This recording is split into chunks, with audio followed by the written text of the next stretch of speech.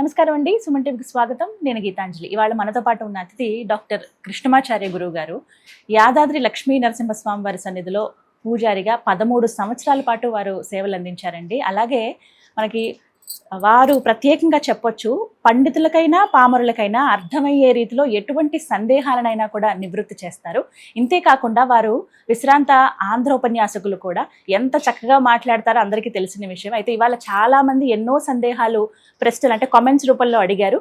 వాటన్నిటికీ ఇవాళ గురువు గారి మాటల్లో మనం సమాధానాలు తెలుసుకుందాం. గురుగారు నమస్కారం అండి. జై జై విజయీ భవ విజయీ భవ, అన్ని విజయాలు చేకూరుగాక.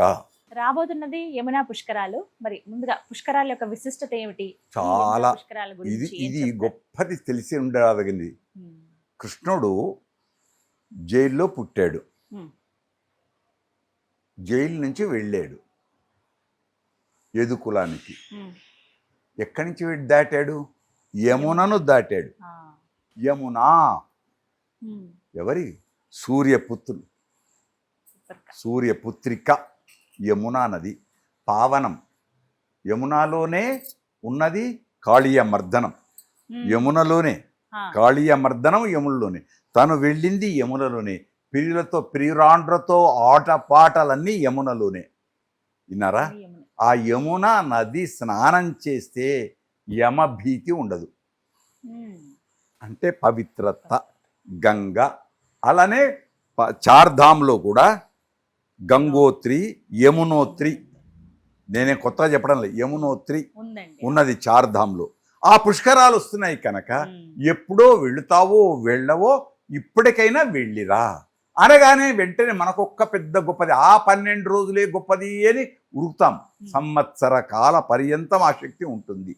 మొన్న ప్రయాగరాజులో ప్రమాదాలు అవన్నీ జరిగాయి కనుక అలాంటి ప్రమాదాల్లో పరిగెత్తి ప్రమాదాలను కోరి తెచ్చుకోకూడదు. ప్రశాంతంగా వెళదాం. ఎప్పుడు స్నానం చేసినా చేసినట్లే, ఏది లేకున్నా స్మరించినా చాలు. గంగా గంగేతి యో భూయాత్ యోజనానాం శతైరపిని మంత్రమే కనుక త్రివేణి సంగమం. గంగా, యమున, సరస్వతి, ఈ 3 నదులు 3 రోజుల క్రితమే మీడియా ద్వారా తెలుసుకున్నాం.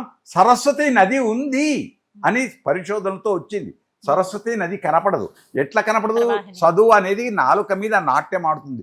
ఎక్కడుందో తెలియదు. దానికి అక్షర రూపం ఇస్తే కానీ తెలుస్తుంది, వాక్ రూపం ఇస్తే కానీ తెలుస్తుంది. కనుక అక్కడ ఏది సరస్వతి నది అంటే లోపల నుంచి పోతుంది అంటారు. ఇప్పుడు అయితే కొన్ని మీటర్ల దూరంలో ఉంది అని చెప్పారు.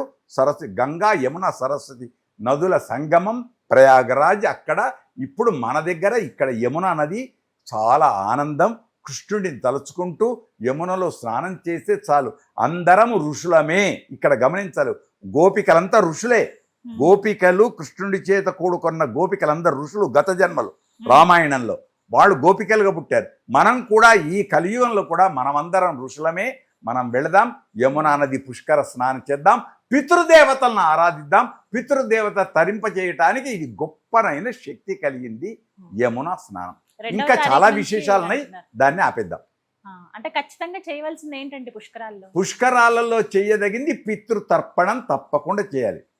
పితృదేవతలకు తర్పణాలు చేసి దానాలు చేయుట చాలా గొప్పది. నేను తరించానని కాదు, నా పూర్వీకులు తరించాలి అని చేసిన వాడు ఒకడే ఒకడు. భగీరథ ప్రయత్నం అంటాం. భగీరథుడు 60,000 మంది పితృదేవత తరింపచేయడానికి గంగా అవతరణం చేశాడు.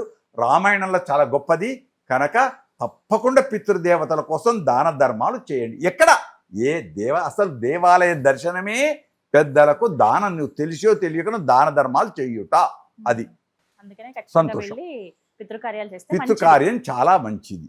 స్నానం ఆచరించుట కుదిరితే ఆ 12 రోజుల్లో, ఒకవేళ కుదరని పక్షంలో సంవత్సరం వరకు ఆ శక్తి ఉంటుంది. ఆఖరుకు వెళ్ళలేకపోతే అక్కడి తెచ్చుకొని వచ్చిన వాళ్ళ ద్వారానన్నా 2 చుక్కలను పైన చల్లుకుంటే మనం పవిత్రం. మన ప్రాంతంలో కూడా చల్లితే మన ప్రాంతం కూడా పవిత్రం అవుతుంది. ధన్యవాద్. మంచి ప్రశ్న. ప్రపంచానికి అందరికి చెప్తున్నాం, మీరు తీసుకురండి. బాటిల్లో, చెంబులలో తేండి, రాగి చెంబులలో తేండి. రాగి చెంబును కూడా దానం ఇవ్వండి. యమునా తీర్థాన్ని, రాగి చెంబును కలిపి మీ పక్క ఇంటి వాళ్ళకు అందరికీ ఇవ్వండి. శత్రుత్వం పోడగొట్టుకోండి, మిత్రుత్వం పెంచండి. చక్కగా వివరించారండి. ధన్యవాదాలు. ధన్యవాద్.